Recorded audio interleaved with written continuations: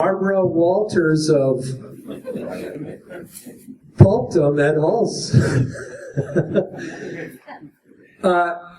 Ed, I want to say this, a lot of our Pulp Hero programming this year comes from the brilliant mind of Mr. Hulse, the editor of Blood and Thunder. He sent us an email the rest of us on the committee, an email last September with a bunch of ideas, and they were all great ones. Ed puts together a wonderful magazine, and his tables are pretty much right across from our registration counter, and he has a new issue of Blood and Thunder, and you'll find the same sort of excellent material in that magazine as you'll have up here in our programming. Head on up, Ed. We also have with Ed some of Pulpdom's leading experts on Hero Pulps. We have Nick Carr. Nick is one of the few of us who actually read these stories right off of the newsstands back in the Depression years. He was a big fan of The Spider, of Operator 5. What else, Nick? G8 you read? Read the G8 back then? Sure he did. Cowboys and all that good stuff. We have Don Hutchison, who, one of our, he's a foreigner, but he knows a lot about pulps. Don is the author of the great Pulp Heroes, and he wrote countless excellent articles for Echoes, Pulp Collector, other fanzine, and more widely distributed publications about the Pulp Heroes, and a great addition to our panel. Of course, everyone knows Will Murray. He's that's his middle name, Will Pulp Heroes Murray. He knows pretty much all you got to know about Pulp Heroes. And we got Garyn Roberts. Garyn Roberts is a PhD. He works in the fields of English and popular culture, and he's written extensively about our topic tonight. These five great gentlemen are going to put on a good show for all of us. Come on up. While they are. All right. Is everyone having a good time? Yeah. All right. And can everyone hear out there?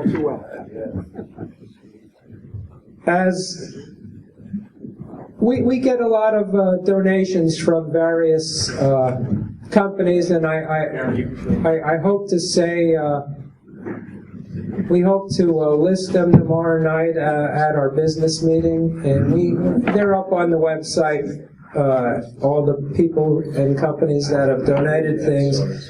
For the past few years, Tom Brown of Radio Archives has sent us a number of audiobooks to give away during our presentations. I think he's sent about half a dozen this year. And for our Hero Pulp panel, we're going to give away an audiobook. Will Murray's. You wrote this as Kenneth Robeson, Will, is that right? Will? Will, this was as Kenneth Robeson, The Forgotten Realm, right? That's one of my old Phantom books. All right. Recently reprinted. We have The Forgotten Realm in audiobook version. I'm going to read off random numbers selected by Sam Colors off of the internet. It's based on badge numbers. 172. Anyone here? 389. We're getting high right now. 230. Well, this is working. 255. 132. Where? Where's 132? Well, I have a copy of that. Oh, Which, by the way, is a terrific story. there you got it. I forgot to give somebody else who hasn't read it. Throw out who's 133? Oh, there we go. That wasn't random, but it was close enough. Here we go. One thing I do want to mention, we have we did a lot on Pulp Heroes on the website and the Facebook site, and on the website we mentioned about there were 7 major Pulp Heroes introduced in 1933. There's an 8th, the Black Bat, but it didn't last long, and it was more like a detective. But there is actually an 8th Hero Pulp that was introduced in 1933 that Mr. Murray wrote me about a week or so before the convention, and I was going to mention it, but I forgot about it.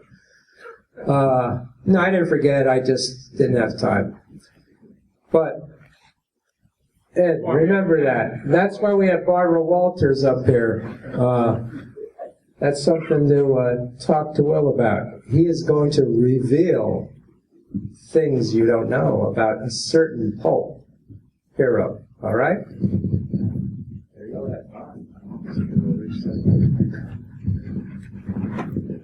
Big round of applause for these guys.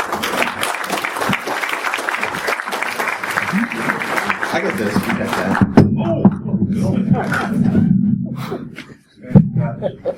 Let's have a big round of applause for the tireless and garrulous Mike Chomko.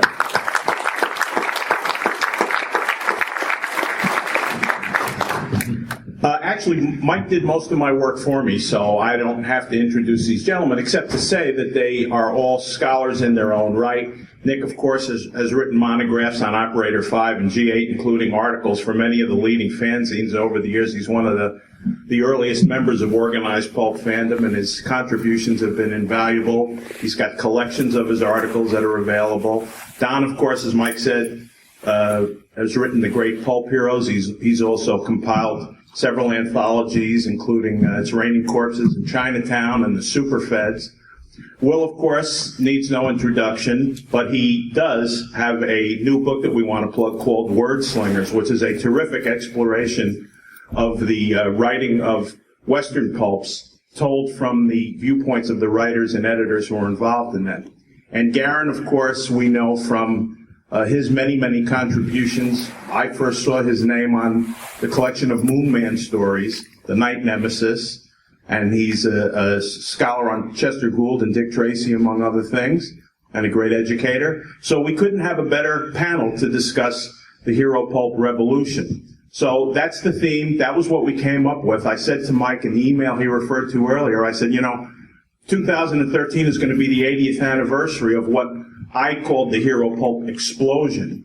We all know here that The Shadow was the first of the modern Hero Pulps, capitalizing on the dime novel trends of the late 19th and early 20th centuries. And it was the success of The Shadow that prompted other publishers to attempt a single character, or what we call the Hero Pulp. So what we want to do is we want to start off and paint a little picture of what was going on in the society and the culture before we get into the titles. I'm going to start that with Garyn, and then I'm going to throw that to Don for a little while. We're going to try and set the stage for what was going on and the atmosphere that existed out there that made the Hero Pulps possible, especially in the great numbers that we're talking about. Thanks, Ed. I'm going to probably tell you more stories than you want to hear just to get us started. And this one is directly related, but also a little bit off on a tangent right away. About 12 years ago, I was in Hawaii, and I was all set to go out and see the great and very powerfully moving memorial at the Arizona. Before we went out on the ship, or on the boat to the sunken memorial, a veteran, a man who had been at Pearl Harbor during the bombing, got up to speak to the group. And he told the people what it had been like and how he had survived and it was a wonderful story. It was very, very moving. They ushered him up on stage. He hobbled off. There was this young, pretty but not very appealing young lady, docent. And once she sat the man down, she said, no, that's not how it happened. Okay? So that has always stuck with me as why revisionist history can be really, really bad. I like expansionist history, but revisionist history is important, and we've got some people here who know things much better than I do about 1933. I can tell you this about 1933. I wasn't there. It was 25 years before I was on this earth. I was born the same year that Henry Kuttner died, 1958. And in my readings, in my humble opinion, in my subjective opinion, this was an absolutely phenomenal time for popular culture and the popular media. The term is used probably too loosely, but it's a very, very important idea. The 1930s were really, in many ways, the watershed era of popular entertainments. Now, some people like to write that off and say, oh, that was just escapism and it's not worthy of analysis and this kind of material is not all that great. Okay? Well, first of all, there's nothing wrong with escapism. And second of all, there's probably even a little more to it than that. In 1933, as a bit of a context, we all know about the Great Depression, the crash. Of course, back at that time, they didn't call it the Great Depression. They didn't know exactly what was going on. It was like World War I, right? They didn't call it World War I. They didn't expect it was going to be World War II. It was the Great War. Well, the Depression, which later became the Great Depression, was called by many people, including Ed just mentioned Chester Gould, the creator of Dick Tracy, the Big Depression, or whatever. But both Will in the Pulpster and Don in the hallway today preempted two things I wanted to say about 1933 and the early days of the Depression. And that is that the Depression didn't really affect the average person until about 32 or 33. Most scholars think that the height of the Depression is actually 32 or 33. And that's very, very interesting in terms of our sociological reading and that kind of thing.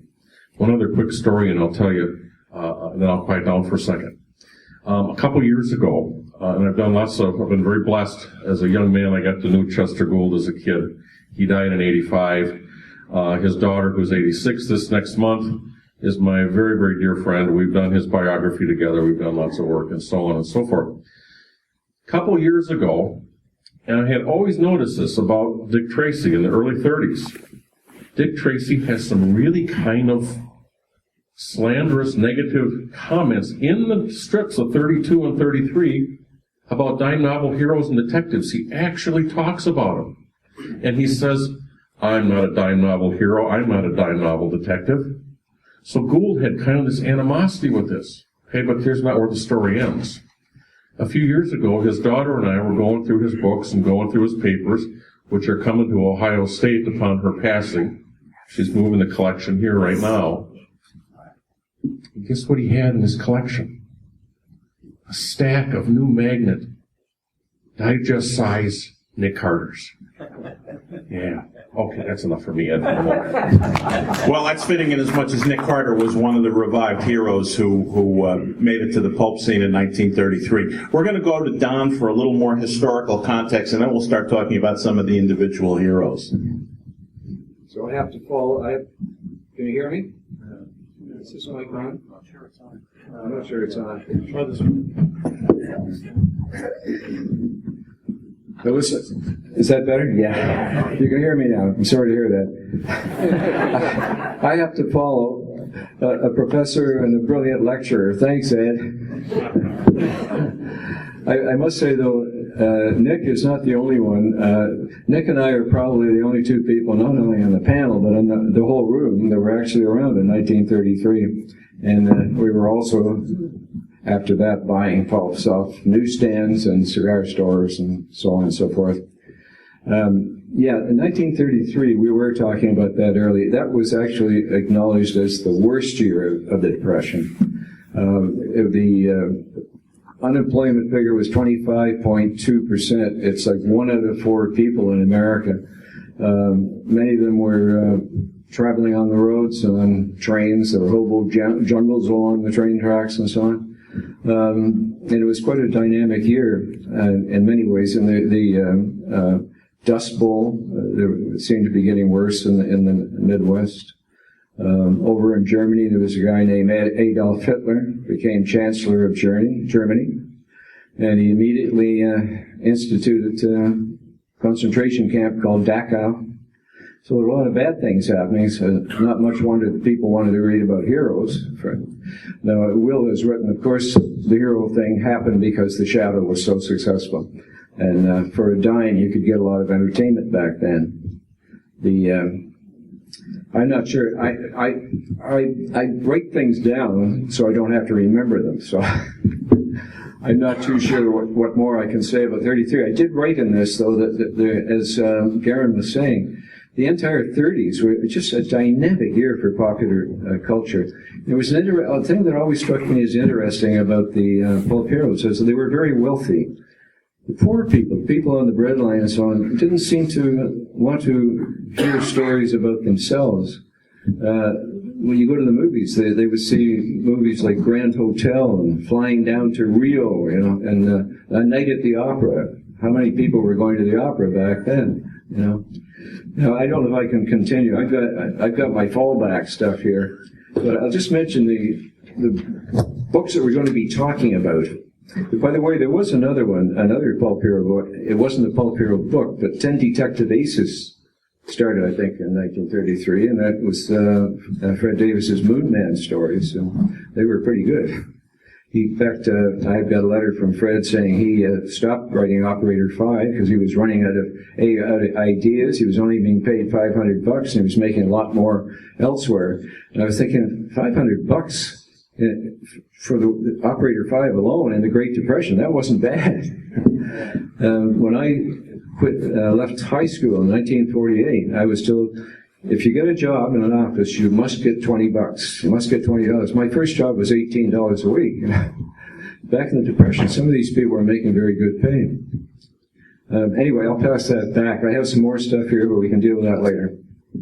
Okay, thanks, Don. Will, of course, as we said, the Shadow was the thing that kicked it off. It took a little while for the sales to become apparent, but it didn't take Street and Smith an awful long time to catch on that this was a trend that could be exploited, and probably nobody has done more research on Street and Smith than Will Murray. So, Will, why don't you set the stage for us in the immediate aftermath of what has become the apparent success of the Shadow, how Street and Smith is planning to capitalize on this? Well, 1931 was the first bad year of the Depression. That was the year the Shadow debuted early in the year. And as Ed said, and as Walter Gibson told me once, it took a while for them to realize they had something really, really selling. But they did notice other things were not selling in their line. So by the fall of the fall of 31, they went monthly. Okay? And that was the first clue to the industry that something might be going on with the Shadow. Even though he was a radio character, the tie-in might have been, one of the factors. Well, we know from two sources that the powers that be at Street and Smith were starting to move in the direction of expanding and spinning off the Shadow success. Lester Dent received a letter from Frank Blackwell, the editor-in-chief, who was the editor-in-chief when the Shadow was launched, saying, we're sending you 3 Shadow magazines, and we'd like you to consider writing something along this line. He didn't say it would be a Shadow, he just said something along this line. The same month, Richard Wormser, who was a sub-editor at Street and Smith before he lost his job in the early part of the Depression, 32, I think it was, 31, excuse me. He was writing for John Nanovic, back of the book Stories of the Shadow. He was approached, would you like to be the new Nick Carter? So, February of 1932, Street and Smith was looking at what was going to be Doc Savage, was Lester Dent, what was going to be Nick Carter, with Richard Wormser, both of which came out exactly a year later in the month of February 1933. But according to what Dick Wormser told J. Randolph Cox, the big Nick Carter researcher, Henry Ralston, the business manager of Street and Smith, when he said, we want you to do Nick Carter, said, we're planning an adventure character, Nick Carter, which would be the detective character. The Shadow was considered a thriller character. planning a Western character, which later became Pete Rice, and an aviation character, which even later became Bill Barnes. So in February of 32, they had 4 spin-offs ready to move into production, except 1932 was worse than 1931. And it was really worse. And even though 33 is considered the pit of the Depression, 32 was no picnic. I don't know all of what happened. Nanovic told me they talked about Doc Savage for a long time. I think the concern was, since the fall period was the traditional launch period for new magazines, and the pulp period, because summer was considered dead. You know, people weren't reading in the summer, unlike today. They probably planned to release these magazines, or some of them, in the fall of 32. But things got worse and worse and worse. And yet the shadow sold better and better and better. So by the fall of 32, they pumped the shadow up to twice a month, thinking, well, we're going to stick with the shadow. But they cut back Detective Story, Western Story, killed a bunch of magazines. So instead of expansion, they contracted in the fall of 32. I don't know what happened, but I think the election of Franklin Roosevelt in November of 32 signaled we have a fresh start. We have a new man at the wheel. And he did bring in a lot of optimism, and people reacted very positively. So he was elected in November. By December, by Christmas week, Dent writes his first Doc Savage, Wormser writes his first Nick Carter. And they're out in February. They didn't waste any time. So I think the psychology of a new president caused them to do a delayed release. So that's why we had those magazines with March cover dates. They should have been October, November cover dates. Does that get us up to where we need to be? I think so. Of course, Street Smith wasn't the only company to hop on the Hero Pulp bandwagon. Ned Pines, who was publishing what we know cordially as the Thrilling Group, launched the Phantom Detective, which, in point of chronology, was the second single character pulp. He predated Doc Savage and Nick Carter by a month or so. Then later in the year, 2 gentlemen who had worked for other pulp companies, Harry Steger and Harold Goldsmith, they had launched Popular Publications in 1930. Their first 4 titles were struggling. They too decided to get in on what looked like a good thing, the single character pulp. 1933 in the fall, which, as Will just pointed out, was the ideal time to launch new magazines. They launched The Spider, and they launched G8 and his Battle Aces, which was a retooling of their Airwolf Pulp Battle Aces. And then in the next year, they introduced Operator 5. So we have in Nick Carr somebody who read those pulps as a youth. And Nick, maybe you can take us away from the historical bent and tell us more from a personal standpoint as a kid reading these pulps, what they meant to you and how they helped you kind of forget your troubles, escape the depression. Well, I hope my voice is not what it used to be. But anyway, growing up in the 30s, my life was entirely different than most young kids running around. With both my parents were psychiatrists, and I lived in a state mental hospital. Perfect for a pulp fan. But all of my playmates were patients. I mean, when I went to school, they had to drive me downtown to go to school and bring me home again at night. All of our help was patients. We had one who used to serve our dinner, and if an airplane came over when she was doing this, she would run outside holding the meat and potatoes in one hand and wave at the airplane with the other. So, let's see. Then, one other thing, I could go downtown and buy the magazines any way I wanted to, but I had to hide them because the nuns would find them and take them away from me. So I kept them in my violin case. And one day I took a copy of The Spider out and put it behind the music on the music stand. And I'm sawing away on the violin. The sister came in. "What are you doing?" Well, I said, "I'm playing Spider notes." But anyway, as I say, it was different growing up back in the 30s for me, because I could read anything I wanted. it didn't make any difference. With two psychiatrists in the family, you could get away with murder once in a great law.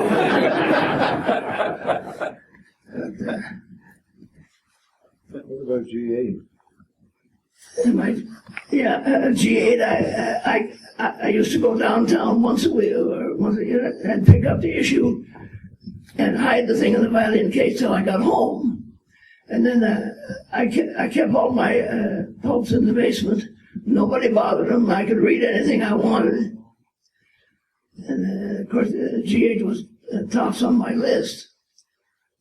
So at least, as I say, the Shadow and G8 would be my second choices.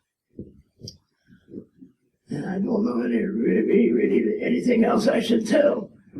I've been collecting pulps most of my life, and I've written quite a bit about them, and I've met quite a few of many of the authors who wrote the original stories. So at least you can get a viewpoint of what they thought and what they said back then, back during the 30s. All right, Nick, we'll come back to you later. I'd like to pipe in and offer an idea that my fellow panelists may or may not agree with. I think that one of the reasons that the Hero Pulps caught on during the pit of the Depression was there was a feeling abroad in the land that things had gotten badly out of control. The country was just coming off Prohibition, which had given rise to organized crime. The police seemed powerless to stem the rising tide of as they say in the Spider City, the rising tide of corruption and destruction, and officials were corrupt. And I think what the pulp heroes did was they restored a sense of order, because one of the things that the pulp heroes had in common, Doc was a little clean-cut more than most, but the vigilante-type heroes, the Shadow, the Spider, the Phantom Detective, they worked outside the system in the larger interests of justice. And I think that to cynical, world-weary, poverty-stricken, depression-haunted Americans, I think that the adventures of these heroes reinforced somehow, gave them a sense of order, that things were not spiraling out of control, or that there was a way back, that there were people, even if they were fictional people, who saw what needed to be done and did it, whether they could do it within the system or not. So that's just my opinion of why 1933 and the rest of the Depression years proved so fertile a ground. You guys have any other thoughts on that? Don, you want to weigh in? Yeah, and maybe that's why they died out in the 40s. I think that's a fairly obvious read too. I can't disagree with it.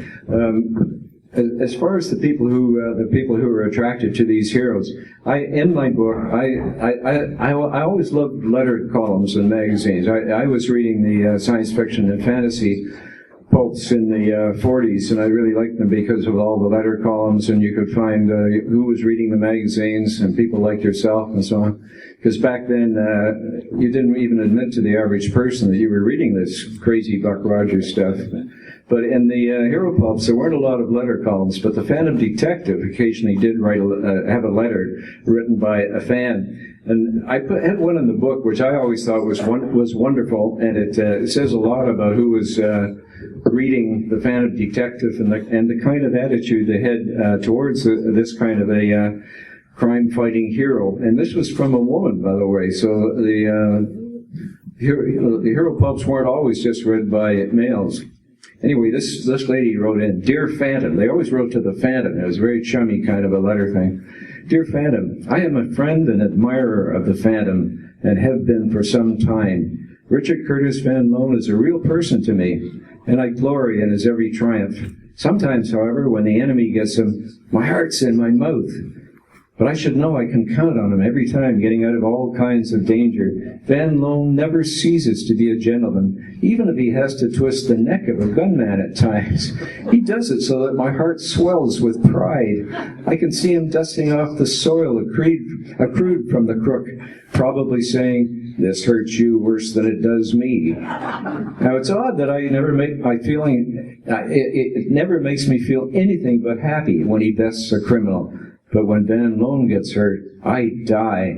Signed, just a bad old gal, I guess. I want to say something about what Ed brought up. In writing my intermissions and interludes for the Dark and Shadow reprints, as well as doing the research for my dark novels, I sometimes go through the microfilms of old newspapers to see what it was like. And crime had gotten so out of hand, you'll see articles in newspapers in 31, 32, 33, where they were really worried about losing entire cities to the criminal element.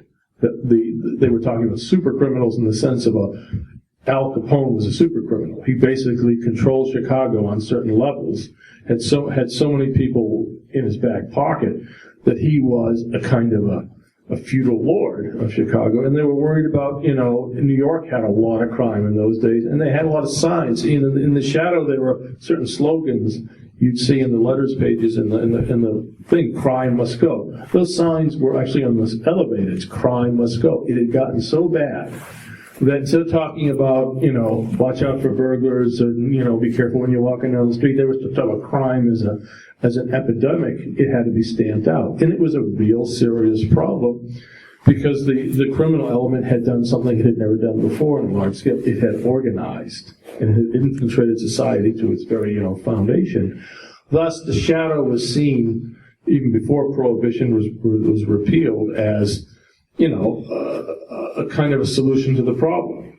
And a lot of the early 30s pulp heroes, whether it's in Black Mask or The Shadow or what have you, they were like military guys. We got to kill the criminals. We don't just put them away. You got to stamp them out. They're vermin. They're cockroaches. They have to be dealt with. They're undermining American society, American cities. It was a huge deal. And when they repealed Prohibition, that's changed things for the better. But organized crime is still with us today, although it's getting being undermined theoretically as we go along. It's also interesting to note that in some of the pulp heroes, you had the Whisperers, the Black Hood, who of course went to pulps from comics.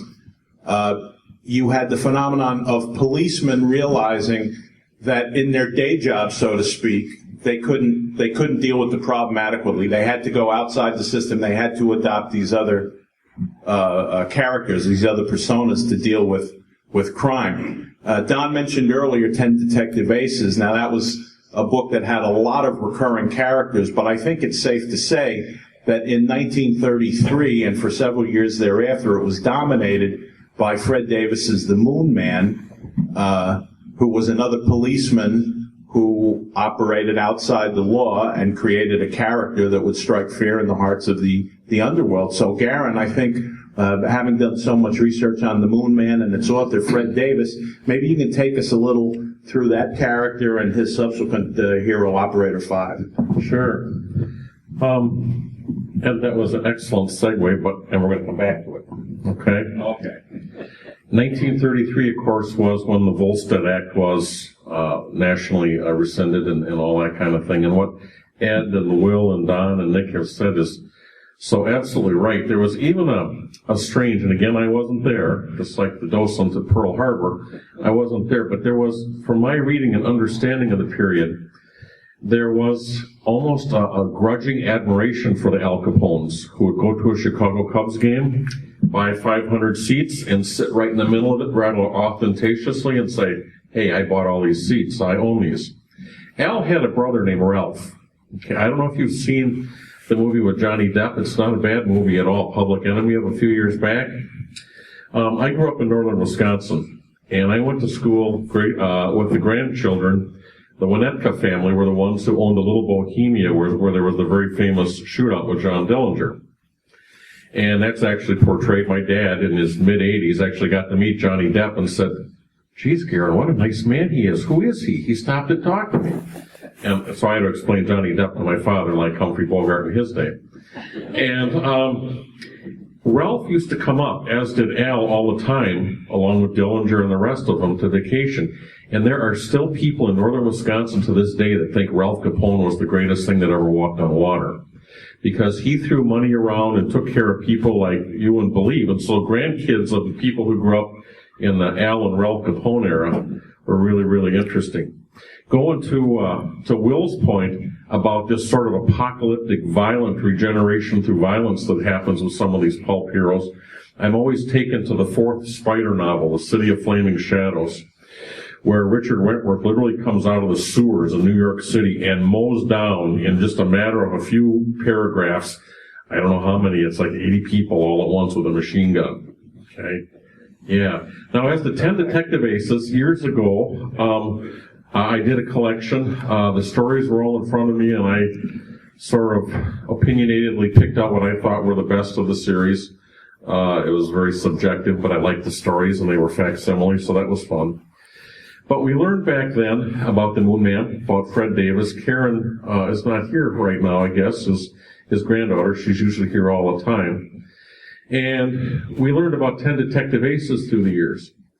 Just a year or two ago, John Gunnison did a nice reprint of 10 Detective Aces stories. And he wrote an introduction there, which I really admired because it kind of argued with me a little bit all those years later. And he said, 10 Detective Aces wasn't the trial ground that, kind of in brackets, it was my name, that Garyn kind of claimed they used to be for the Hero Pulps. That there was other things going on there and all of that. But Ed is exactly right, and I think it was Don mentioned, 33 was when 10 Detective Aces becomes the new magazine based on Detective Dragnet and so on and so forth. And Ed is exactly right in terms of picking Stephen Thatcher, the young policeman whose father is the chief of police, picking Stephen Thatcher as an example, because Stephen Thatcher saw, as did the Shadow, as did others, that established law enforcement wasn't working. And he had to do something else. So he donned, Nick wrote a beautiful essay, so did Will years ago, for the Night Nemesis. But Nick talks about the Argus glass helmet the Moon Man puts on. That's kind of his invention or his gimmick. Doesn't make a lot of practical sense running around with a glass helmet on your head, but it makes a good storyline. And he's trapped between this, law and order, and just like the cover of The Shadow's Justice, right, where the Shadow's weighing the bad guys and the good guys, and he's kind of caught in between. So the Moon Man was a perfect example. There were other characters in 10 Detective Aces, things done by Will's big expertise. That fine man Lester Dent wrote for 10 Detective Aces. Norval Page did, of course, the most famous of the Spider writers. And many, many things came out of 10 Detective Aces. That's enough for me. Operator number 5. Good stuff. And again, Nick wrote Fred Davis, got some letters. Ron Doulard printed some of that kind of stuff in the Adventurous Decade. And Fred Davis was set in Operator number 5 with a heck of a situation. He wrote the first 24 issues, and he was told that the premise for each storyline had to be that the world was coming to an end and Operator 5 had to stop it. Well, it took on some real biblical proportions, literally bringing in the 4 horsemen of the apocalypse at one point, and it was fun stuff. Well, and that really was part of the paranoia of the 1930s. It really reflected it. I always think that pulp heroes are part of history, and you can really read about the 30s in reading most of the pulp hero books. I'm going to tip off my panelists that I'm going to ask them to talk about their favorite pulp heroes that were introduced in 1933 and maybe recommend a couple of their adventures. But before we do that, and this gives them time to think about it, I'm going to ask Will, from a historical standpoint, since you've done so much research, especially on the Street Smith Hero Pulps, what is your sense of how successful they were? See if you can put it into context for our audience relative to some of the other pulps, circulation figures or whatever you know about how fast these characters caught on and how successful they really were in giving the industry a shot in the arm. Well, John Anivic, who was the editor of the Shadow Doc Savage and several others, told me that basically the Shadow Doc Savage and I suppose to a lesser degree, well, most of the others didn't last. But the Shadow and Doc Savage, let's say, saved Street Smith. Because essentially all their other pulps were still rooted in the 20s, They had to be reinvented. Most of them had to be killed because they just, they couldn't compete anymore. Even Argosy struggled, and struggled worse and worse through the 30s, because in the 30s, serials were a curse on the regular reader. He didn't have a dime every week. And that was a weekly magazine. So Nanovic told me that, the Shadow and Dark and things like that, and here broadly he'd be speaking for other companies like Spider and G8, probably saved or extended the pulp magazine industry another decade beyond what it might have gone, because it revitalized everything. It was hell for the pulp writers, because if you weren't writing the lead novel to the Shadow or Dark, those were two markets that were practically closed to you. I think, Nanovic gave different circulation figures. And I don't have them clear in my mind because he didn't always give consistent ones. But he basically said that the Shadow at its peak they were probably printing 350,000 copies a month and selling, 300,000 plus. Whereas Dark was probably 250 or so. And peculiarity is the Shadow would sell out immediately, and so twice a month made sense. Dark would sell actually better, but it would sell better with one issue instead of two. So it revitalized the industry for a lot of publishers who got into that, because it helped popular publications. They'd been struggling up until the point they came up with Dime Western and Dime Detective. The Spider and G8 were just more good stuff. And Thrilling was built on a lot of things like the Phantom and later the Black Bat and Black Book Detective and stuff. So, it was a big deal. Masked Rider, and a lot of Westerns that were hero based. So it was a major, even though most writers of that era remembered the dime novels and they said, well, this is just the dime novel formula repackaged as pulps. For the audience who were kids in the 30s, they'd never seen Nick Carr in the original or any of those characters. So this was new. This was exciting. And, this was big.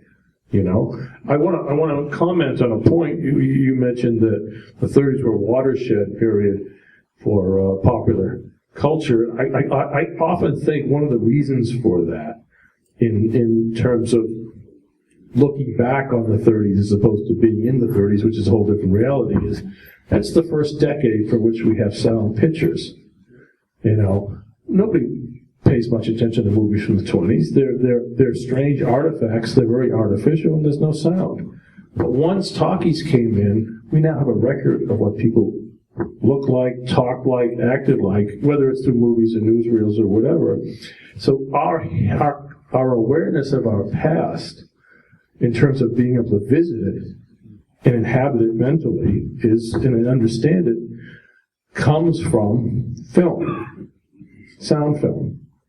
Otherwise, that's why people today still set stories in the 30s. They hardly ever set them in the 20s. They do, but they don't really. But the 30s, everybody thinks they know the 30s because they've seen a ton of 30s movies and 40s movies, whatever. So anyway, that's what I want to say. All right, well, before we throw it open to questions, we're going to go all around, and like I say, ask our panel of experts what their favorite pulp heroes in the 1933 revolution are, and if they can recommend individual adventures. I wouldn't necessarily ask for that in past years, because for those of us who weren't big collectors, we could recommend stories and you'd have difficulty finding them or reading them. But over the last decade, we've seen, as we've discussed in previous panels, such an explosion in pulp reprints. It's now possible to read a lot of these great hero pulp characters without having to buy the actual vintage magazines and spend a lot of money on them. We'll mention the Shadow and Doc reprints that he writes for, that Tony Tolan publishes. The Girasol Collectible Boys up in Canada are doing facsimile reprints of the popular publications characters, the Spider and G8, Spider and Operator 5. They're closing in on those sets. John Gunnison of Adventure House is reprinting G8. He's another 1933 hero. So a lot of this stuff is available, and you can get it for far less money than would have been the case if you were collecting the vintage pulps years ago. So I'm going to start off. My favorite hero of the 1933 period is the Spider, because unlike most heroes who you got to see pretty much from the outside in, you felt the Spider, especially as written by Norval Page. I think Emil Tepperman and Wayne Rogers, a.k.a. Archie Bittner, were less successful, but Norval Page took you inside the Spider's head. You were with him as he was thinking. So if he felt despair, you felt despair. You knew it. If he felt betrayed by his loved ones, as he did in practically every other novel, always wrongly, by the way. Nobody ever jumped to conclusions faster than Richard Wentworth. But you felt all this, you sensed all this, and I think it lent an extra dimension to these incredibly, these increasingly apocalyptic adventures of his, where master criminals like the octopus, who you'll see in the Spider serial later tonight, they're not content with robbing a bank or knocking over a payroll. I mean, they're trying to control entire cities, and they're killing people in the thousands. So very quickly, I would say that the Spider is my favorite, and I would recommend most of the stories from the 1934 through 1936 period, when Norval Page was really, I think, at the peak of creativity. He eventually burned out, and that's when he was replaced by Tepperman and later by Wayne Rogers. But any of those 34 through 36 adventures are I think, all terrific. And since we only have a few minutes to go, I'll ask my other panelists to... Oh, okay. All right, Garyn, you want to go next of that 1933 crowd? Sure, and this time I'll follow your segue. Yeah. The City of Flaming Shadows of the Spider is my favorite. That may be as recently as 34. That may not be 33. My favorite hero pulp of all time, and I know there's always exceptions, and Jack Williamson used to say, depends upon the day, it's like picking between your children and all that kind of stuff, are the early Shadows from the period. The Shadow was great throughout its whole run. There were some uneven moments. There were some other authors. Some of the other authors did a fine job, as did Walter Gibson. But my all-time favorite pulp, hero pulp, is The Shadow of the Red Menace. It's got everything in it. It's got foreign intrigue. It's got the haunted house. And I think, and this is a very ordinary opinion on my part, the single best origin story in hero pulp fiction evolves in the first 6 or so installments of The Shadow. I love the early Shadow, and that's my favorite stuff. Okay. Nick, how about you? What are your favorites and your favorite character, and then some of your favorite stories with that character? Well, I would recommend one G8 in his battle aces, 3 Fly with Satan, and I got the cover here if you'd like to take a look at it. And there's quite a lot of action in that one, because he tackles 3 of the villains at the same time, and he goes through a lot of hell, in other words, before he conquers them all. But outside of G8, and my second choice would be the Spider.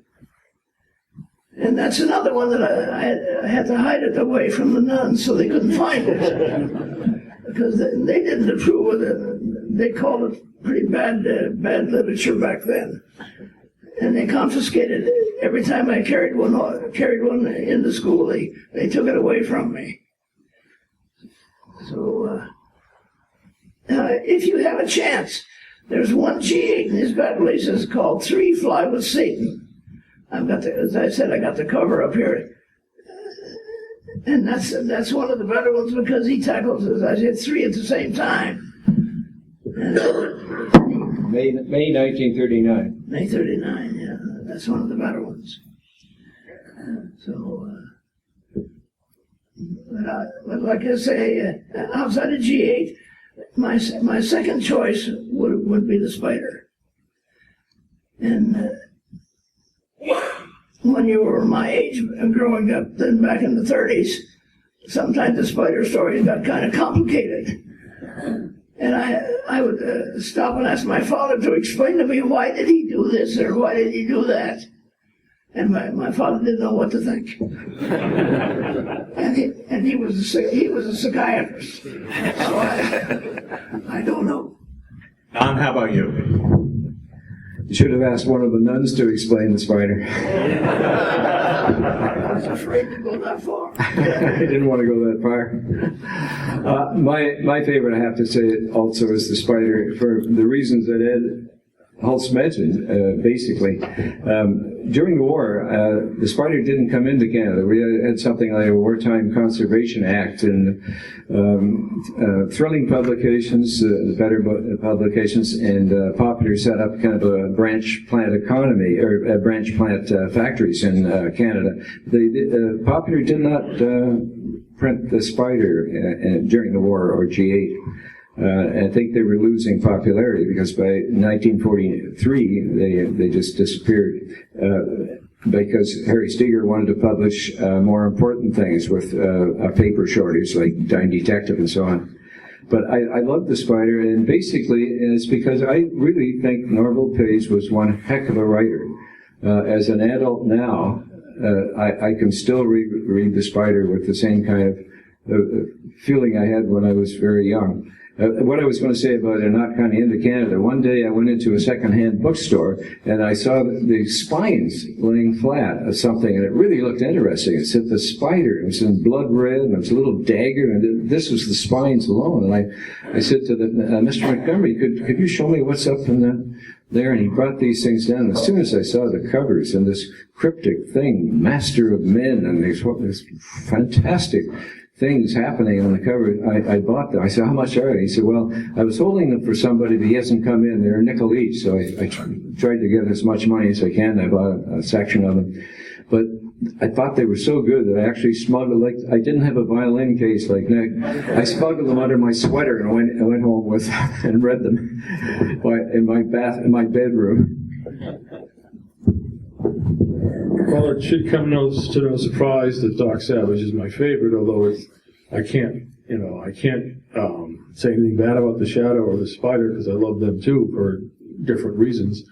I would say about Doc, having read them, some of them cut 2 or 3 times, is, I always found The Man of Bronze, the first Doc Savage, kind of flat, and I've always wondered why Lester didn't write as Lester Dent, because when you get to the second one, The Land of Terror, he's writing like Lester Dent, and that's a hell of a story. The Land of Terror is one of my favorites, as is The Sargasso Ogre, Polar Treasure, any number of them. It's hard to single out a favorite. And I think the first, all the 30s of Doc is great, and into the 40s, and then it gets a little flat, and then it picks up again with a different approach to the character. So I would say if you're going to read Doc Savage, skip The Man of Bronze, come back to it later, and start with The Land of Terror or anything from 33, 34, 35. Almost all of them are very interesting and very absorbing. I think Dent was a great writer in a different way than Norval Page was a great writer, but they were both great writers, and they both brought real flavor to their stories, real individual. One of the reasons, and we don't talk about this, one of the reasons I like pulp writers is they had distinctive styles, the better ones. So you're reading a Lester Dent story, it's nothing like a Frederick Davis story or a Robert J. Hogan story or a Norval Page story. And you could, after you've read a few, you could be handed some pages from any of them, retyped and say, who's this? And you could say, oh, that's Norval Page. Oh, that's Lester Dent. Oh, that's Walter Gibson. Anybody could tell that. And, writers do that today, but, today in publishing, they encourage the transparent style, the style that isn't a style, it's just storytelling. That's never done anything for me. I want the flavor of the writer, even if the flavor is rough. When I was reading Ghostwriting the Destroyer many moons ago, one of the things I liked about the story before I was writing it, when I was reading it, is the writers had a different texture than other people. Even if the texture was a little rough and they were learning, it's like, yeah, that writing has a good feel to it. It engages you on a different level than just pedestrian writing or straight ahead writing. No company stuff. They had to do 20s. That's a good point. That's a good point. While we still have a few minutes, we'll throw it open for questions. I will just ask you to state your question clearly and loudly. If you could, it would help us if you would stand. And like I say, make it loud so that everybody else can hear you. So who's got a question? Randy? I just want to clarify with Will. He said that the Shadow printed month, did you mean 175,000 per issue? No, that's per issue. Okay, That's- that's per month. and then- Oh, okay, yeah, okay, but it was, that was the case when it was a monthly. And when they went to twice a month, it was the same print, right? They might have dialed it down to more to 300 after a few years of twice a month. That's still pretty good numbers. Who's next? And I should put that in context, which I didn't. A break even on a pulp was about 50,000 copies, okay? So if you're selling 300,000, you're doing a hell of a lot better than break even. Because I think if you look at a lot of pulps in the 30s, which was a low circulation period, 125,000 copies was probably the average good circulation. So the Shadow was doing almost 3 times that. And I would add, and I think that you would agree, that one of the reasons the Hero Pulps were so popular with the publishers was it enabled them in these rough years. It kind of carried the company, because when you had a successful title like that, you could attribute a certain share of the overhead. In other words, it picked up a lot of the slack that the mediocre or the losing pulps. You could carry things a lot longer when you had a 300,000 a month seller, and I'm sure it paid a lot of salaries for Street and Smith, the Shadow and Doc Savage. Okay, we got time for 1 or 2 more. Yes, sir. Maybe I missed it, but I guess you said Doc Savage, Nick Carter, Pete Rice, Will Barnes, Stanley Beckett, the Spider, and G8. Who's got 8? Yeah, the 8th. You forgot to ask me about the 8th. Will, I understand there was an 8th Hero Pulp character. Maybe you can tell us a little. Okay, I'm going to bracket this because I couldn't find the reference, but somewhere someone pulled out some copyright or trademark reference that said the Phantom Detective was actually first trademarked, or a Ash Can Dummy issue was trademarked in November 32. So he goes back to that in terms conceptually. The other part's a little embarrassing. Years ago, I did an article on the Phantom Fed, a comic book character who was modeled after, who was Secret Agent X, renamed. And I'd done the research on when the first Secret Agent X story was published. And it was a February 1934 cover date. It turns out that character is trademarked in November 33, but the first issue came out on December 15th of 33.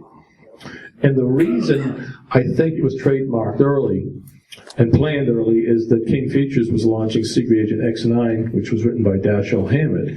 And I'm guessing that the advanced publicity caused that pulp publisher to say, oh, Secret Agent X9, we can put out Secret Agent X, beat them into print, which they did by a month or 2, and cash in.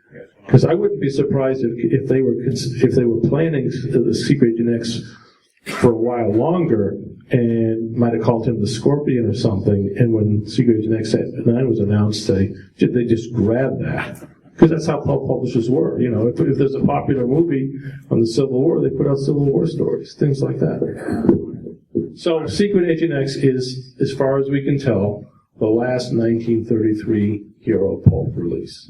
You heard it here first. So now we've set the record straight. One more question. Yes? It's not really a question. 1 month before G8, there was a Lone Eagle. Did we not mention the Lone Eagle? That was another thrilling group, Hero Pulp. Another aviator. And he lasted quite a while, too. In fact, he went from war to war, didn't he? Yeah, he switched to World War II at 39, and as soon as World War II started in Europe, and in fact, G8, they were talking about bringing him into the modern day in 36. I wish they had. I might have read more of them. But the thing about the Lone Eagle is, I don't know who read him then, but not too many people read him today. He's like the greatest hero pulp, most successful hero pulp that nobody seems to read, talk about, or mention, or even reprint hardly. There were also 3 titles. It started out as the Lone Eagle, then American Eagle, and American Eagles. And 76 issues under those 3 titles. The longest running character from 33 was the Phantom Detective. My chapter in the book is called 20 Years of Murder, because he went from 33 to 53. So with that, we've spanned the entire Hero Pulp era. And I want, on that note, to thank my very distinguished panel of experts. Let's give them a hand.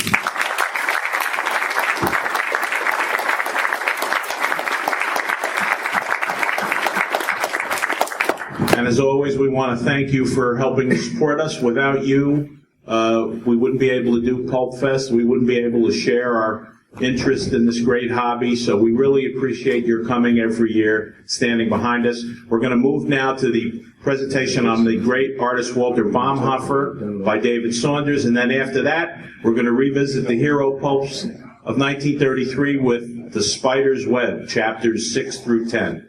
So David Saunders will be here presently to talk about Walter Baumhofer. Thank you.